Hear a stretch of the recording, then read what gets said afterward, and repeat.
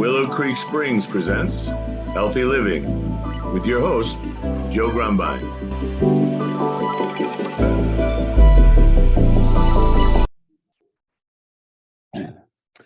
All right, and hello and welcome to today's episode of the Healthy Living Podcast, brought to you by Willow Creek Springs. I am Joe Grumbine, and I'll be your host, and I have again today a very special guest, Claire from Mexico, joining us for our third episode. Welcome, Claire. Welcome back. Thank you, Joe. I'm very happy to be here with you. Excellent. So today we're going to talk about water and herbs that you would use in a steam, and we're going to talk about sweat. I think these are all very, very important elements of healthy living. And, one of the pillars of healthy living is movement and exercise. And if you find yourself moving and exercising, you generally find that you sweat. And if you sweat for a while, you realize that you generally feel better. And Right. if you go a long time without sweating, sometimes you maybe don't feel so good. So I want to get your thoughts on just the notion of human beings and sweating. Well, sweating is cleaning. This is the first thing I'm thinking about. Mm-hmm. And so that's why we run and we do exercise and we make our body sweat, right? To clean it. Right. And then there's all these ancient traditions where at the same time you sweat and then you make hot steam coming back in, a different one. So it's like a water steam cycle that is cleaning and breathing in. That's interesting. So like the idea of a sauna, a steam room, or like you were just talking about, like a classic sweat lodge, you're dealing with, like when you're outside running or working hard in the field, you're generally getting dirty, right? You're digging or you're running where there's dust in the air and you sweat and you just get dirty and you still feel good because you're getting all the toxins, the salts and everything coming out of your body, but you end up taking a shower when you're all done because you're just all coated with this gunk. But when you go into a steam room or a sweat lodge or a sauna of any kind, you got two things happening. One, you're getting hot and you're going to sweat. So that's happening, but it's happening in a clean environment now. So Right. Instead of, getting mud and dust and sticks and whatever sticking to you, now you have this hot, clean steam coming against you, and it's moisturizing. And maybe one of the most important things you said is you breathe it in. And what do you think the value of breathing in good steam is all about? Well, I think it helps cleaning your lungs and all your internal system, obviously your skin, who is breathing in too. Mm-hmm. And then you can use different type of plants that are going to help you heal or clean or wash away, or I don't know, whatever you need in the moment. And it's really interesting because it's a really, really old tradition that has been, people has been sweating this way for thousands of years all over the planet, and they could sweat and then go into the snow, like in Finland or the northern countries, or they could just jump in the cold water or just lie down and keep on sweating. Or here in Mexico, all the grandmas, they would have a really small sweat lodge in their kitchen. Wow. They could actually adapt their cooking kitchen with fire, where they would heat the tortillas and stuff. And then they could adapt the fireplace to have another room in the back where they would put the whole family inside on Sunday, basically, and they would clean them and put smash them with different kind of herbs. Wow. And they would have like their family concert inside there in the kitchen on Sunday. And so Wow. everybody would have the chance to talk and to say what's good, what's not good, and what we can work together. And at the same time, they would get a physical healing. And they would do it. It's just a natural way of spending the Sunday, you know? So, Wow. yeah. You have to wonder. I always have wondered, like, you know, when you look at ancient traditions and you think about, you know, some of the things that people have been doing for thousands, tens of thousands of years, and you got to think to yourself, like, how did they figure that out? Like, who was the first guy that said, hey, this is pretty cool, let's do this again? Like, somebody did that at one point, right? And you just got to wonder, like, did they get inspired by, you know, a spirit or by divine inspiration, or did they just trip on something and find their way into a geothermal spring, and it just happened to be really warm and they were cold and they sat in there till it got really warm? I mean, you got to wonder, you know, what caused us to notice that? Yeah, I guess it's all what you just said. And I think it doesn't really matter, you know. No, I It- just find it it's interesting, really- you know. yeah, I think it's really interesting, and I think it's basically just because they observe nature. Right. So it can be think the hot that's- spring, it can be the geyser, it can be, yeah, whatever they could. Maybe they saw some monkeys and they were having fun in the hot water, you know, or I have no idea. Or maybe some kid was playing and there was this huge fire and he had snow in the hand and it would throw a snowball into a hot stone in the fire and it would see the steam and said, wow, you know, we never know. Could be all of those things, you know. It probably happened at more than one place on the earth at the same time, and you know, maybe it happened for many reasons. I think it's interesting though, like, sweating is part of cultures in many different places, not just, you know, the Nordic places where they have hot springs, not just down in Mexico, not just in Africa, but kind of all around the world. These traditions developed, and I don't think they were taught from one to the next, because a lot of these peoples didn't really spend any time together until much later in history. So I think it's interesting when, you know, like the idea of the pyramids, how they got built in all over the world. That same shape was figured out by people as a important shape to build a building, and the values of that, which we don't even today even fully understand. And yet these people from, you know, tens or 100,000 years ago, a long time ago, all around the world, they kind of figured some of these things out. I think it's interesting and important. And, you know, I think that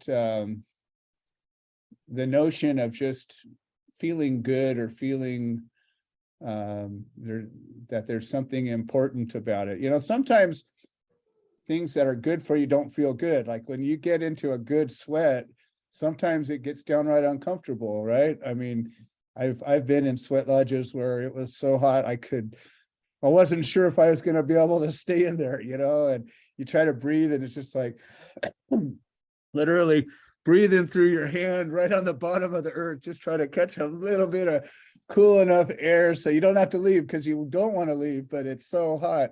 And then you get through it, and something about even just getting through it feels really good, in addition to how you feel just from sweating. So I think it's interesting, all of those elements. I know that breathing in the steam, you know, I have a chronic lung condition that I've had since I was a young child, and they used to give me a vaporizer when I was a little kid, and they'd have this little machine that would put up, cool steam, and to breathe it in when I was having a hard time breathing.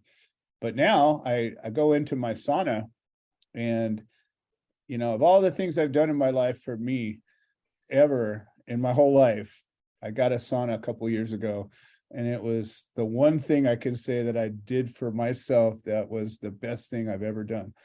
And if I never did anything else ever again for myself, I would make sure I always had a sauna that I could go into, because when everybody was getting COVID and everybody was sick and everybody was, everybody everywhere, people I knew, family, everybody was getting sick, I'd go in that sauna and I would sweat, and I'd turn that thing up as hot as I could stand, and I would breathe as deep as I could, the hottest air I could. And I thought to myself, and I don't know if it's true or not, but I thought to myself, if there's something trying to get into my lungs, I'm going to burn it out. I'm just not, it won't be able to live in that environment. And you know what? I didn't get it. I never got sick through that whole pandemic. And I have to believe that sweating regularly had something to do with it. Yes, it's really important. I think sauna is really different from the sweat, because sauna is like you breathe in like dry air, right? Well, So no, this is a steam sauna. This is a steam sauna. So okay. it's just like the sweat without all the herbs, but sometimes I do put herbs and essential oil, Yeah. sometimes just water. Okay, perfect. Yeah, it's steam though. It's not a dry sauna. Yeah. I have 2 sweats at my home. And so there's a small one, a big one. And so it's like a really perfect spiritual machine for me. And it's working by itself almost. And so it's a connection, a spiritual connection with the earth, because you're going inside the Mother Earth womb. And then with the fire, because the fire is outside and it's hitting these rocks, volcanic rocks that are the most ancient being on earth, and they know everything and they've seen everything. And so you can talk to them and heal with them.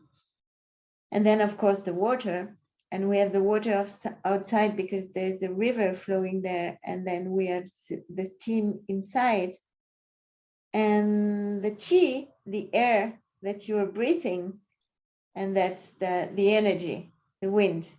Okay, so we have all the elements, and we pray and we sing, or we just there in the present moment. And then we can really feel connected with all what lives outside, inside, outside ourselves, inside ourselves, outside the sweat, inside the sweat. And this connection is what's healing us and helping us to let go the mind. No mind, because if you think it's super hot, then you resist to the heat and then you get burnt. Right. Or you can't breathe, or you feel claustrophobic and all these things. But if you shut down the mind because you sing, for instance, then the heat is just going through you and you don't feel it, So it's a really, really interesting procedure. And it's all about water, because you connect with the steam and you connect with the water that you have inside of you, and you can purify the water by breathing. And I think, like, coming back to what you said before, I think this is why, because we are made of 70% of water, right? In our body. Like that, yeah. So of course, everything that's happening outside of us that we can see in nature related to water is talking to us really deep inside. So I think this is why people saw this different way of healing and making steam and breathing in and all this kind of thing, just because we are the same. I agree. I think if you've never experienced a sweat lodge, that you should, because it's like you said, you really can't really describe it, because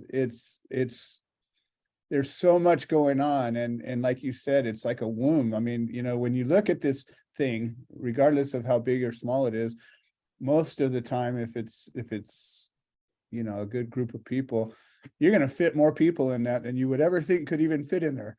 And it's only 4 feet high, so you really can't, you can sort of sit up, but it's not very tall, so you can't stand up in it or anything. You can sit, cross-legged or kneel, but that's as high up as it is. But the thing that I think is great about it too is you're on the earth. So, there'll be mats sometimes on the ground, so you're not, sitting in the mud, but you're still connected directly, to the ground. You're not on well, you shouldn't be on a concrete slab anyways. Or you're not. If you sit on the mud, you're gonna really enjoy the mud. Yeah. Really. Yeah. No, I agree. And in fact, like I said, when it gets really, really hot and the air is so thick and hot, and you find, you're just afraid to breathe it almost, and you go down close to the earth, it's like beautiful, it's sweet, like air you wouldn't imagine. You could taste the air, but the air that's coming right off of that mud, it's just sweet and delicious.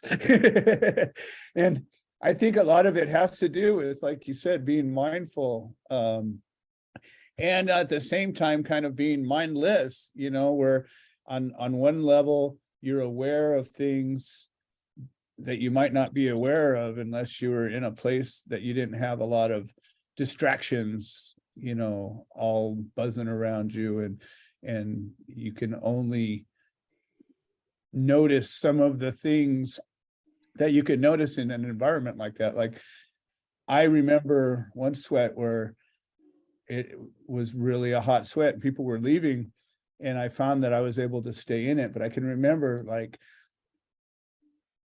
feeling a place, like it stuck in my mind or in my memory of my sweat was coming off of me in a rhythm. Like it was just like drip, drip, drip, drip, drip, drip, drip, drip, drip, drip, drip, drip, drip.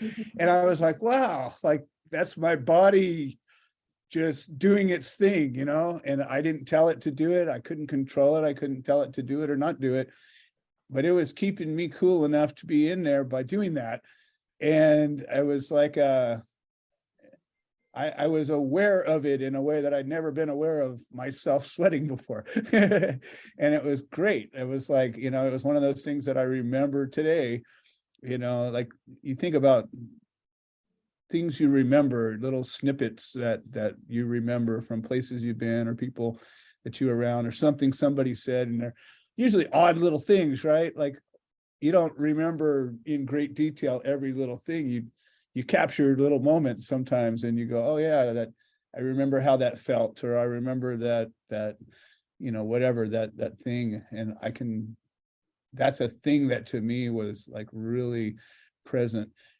Now the singing in a traditional sweat lodge, to me, I think is a huge part of this, because you brought up a point with this Mexican tradition of the family getting together and communicating and discussing the daily issues and the things. And I think that's a thing that's missing today. They already came. The guy already came. The guy already came? Yeah. Okay, cool. Sorry. All right. It's something that today, like, people don't eat together. They don't spend time together as a family. They don't communicate as a family. They send each other text messages, for God's sake. And in a place like this, where a lot of times there will be songs that you don't know, and then you know them when you're done. Michelle. And there will be prayers that you didn't know, but you know when you're done. and it's sharing, these ideas, these thoughts, these traditions. And then usually there's a time where we get to talk and share something we're thankful for, or something that a petition or whatever, a way to, there's a communication amongst the people that are inside. And when you go into this place, you probably don't know everybody. You might not know anybody, but when you leave, you know everybody in some way. And I think there's a beautiful connection that happens in a traditional sweat that has to do with not just connecting with the earth and the messages and the healing, but also it's making a community. Mhm. And that's really important. A family for one day, and then you get all together, and that's something that you can feel deep inside, that you have good people around that can sustain you and help you anytime you need. Just a matter of asking for it. There's a trust that happens when you go into a place like that, where you're vulnerable, right? Because you don't have hardly any clothes on. You're in a place where, if you were out in ancient times and there was, 10 people, 15 people in this little place, and somebody wanted to cause harm, you're all right there. They could get you. So you're in a vulnerable place, and that you all are together and singing and praying and talking and communing and communicating. I think, like I say, when you come out, like if I was to see somebody today that I knew I had been in a sweat with, I would automatically smile and think, oh, there's my friend. Like, I might not have seen them for 5 years. I might not even know their name, but I would say, oh, there's my friend. And I think that that's a very important element that comes out of that. Yeah, you remember that you had a good feeling with this person, right? And it's kind of a connection that's not going away.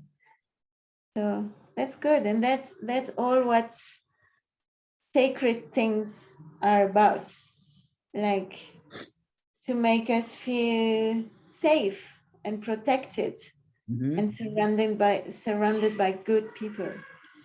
And like you were speaking before about COVID and how it helped you and all this, and I did the same at my home. I never had so many sweats during COVID time, because a lot of people needed that. And then you make it really, really hot at the beginning, and it's like a big disinfection. Yeah. And then you enjoy it, and people were so happy to be able to sit together and to hug after the sweat in the river and run everywhere in the sun and be happy. So I think these are wonderful times, because we can just plug off the system and be together again in a nice and primitive and honest and true way. And I don't think I've ever had a more delicious drink of water than after a long sweat. The water is just so amazing. Like, you can lose 3-4 pounds of water just sitting in a sweat for a little while, and you don't notice it when you're in there, but when you come out and you see some cool water, and you can't describe how delicious. And so there's some people that don't even like the taste of water, right? They don't drink water because they don't really like it. But to me, the taste of a cool glass of water after a sweat, I couldn't think of a more delicious drink to share. One final point, it's never one final point with me, but we were talking about herbs, and I know in the traditional sweat, a lot of times they'll make like a wand out of herbs or plants or flowers, and they'll dip it into the water and they'll sprinkle it onto the hot rocks to make the steam. And so when you're soaking those plants in the water, they're infusing their their oils and their value, and plus little bits of them break off and they go onto it and they turn into the steam. So what kind of plants do they choose, and what are the reasons why you would choose those plants in a traditional steam? Well, it depends where you are Mhm. and what are the plants in the area you are just at. So it can, and it depends what you want to achieve in the sweats. If it's for children, you're gonna use some happy sweet plants, and like lavender, chamomile, all these kind of plants. If it's for like sweet, not feeling so good people, you can use some rosemary or basil or things to clean the energy and to clean their body. And I don't know, there's hundreds of combinations depending Sure. where you are, but it's really important to put some plants that are good for the breathing, for the lungs, for the quietness of the mind, for the happiness of the soul. So we make some different mixture, and we put some resins or some plants dry powders directly on the rocks too. Mhm. So you can breathe them when the air is dry, and then you put the water on. There's a lot of techniques and a lot of ways of doing that. And when you remember them, then you can, after you go to the sweat, you can keep on doing it at your home, maybe once a week.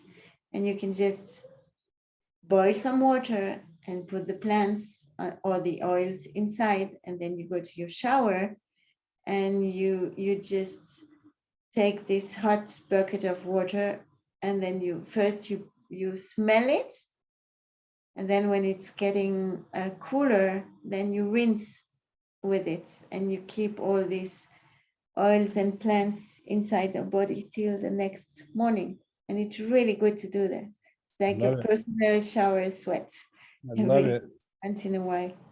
And that's one of the things to me that's so great about natural medicine and these traditions, because like you said, it's infinite. Like there's no one way to do it. There's no 10 ways to do it. There's no 100 ways to do it. There's a limitless number.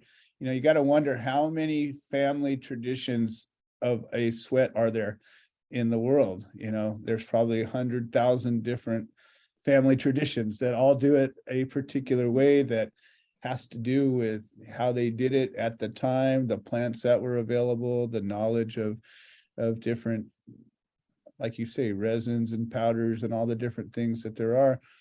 And the ones that worked for them better, they probably passed along. The ones they didn't like, they probably forgot about. So, and then there's always trying something new. I'm guilty of that all the time. I read a lot of different things, and I have things that I know I like, but almost every time I try to try something I haven't tried just to see if I like it. And I think that for me, I'm a curious guy, so I find value in that. Well, Claire, we're out of time again, but I think this was a great conversation. And I think that this is something that is so important in health. I think if you don't ever sweat, I think it'd be very difficult to be healthy. I think it's just part of everybody's health regimen, and it can be part of deeper healing spiritually, mentally, physically, every which way. It can really seems there's a cure for everything in a good sweat. Right. Yeah. So find a good sweat close to your home, wherever you are, so you can sweat in a good way. And hopefully we can make nice sweats in Gardens of Hope soon enough. Yes. I'm looking forward to building a sweat lodge at our Gardens of Hope property. And I have some bamboo now that we can cut.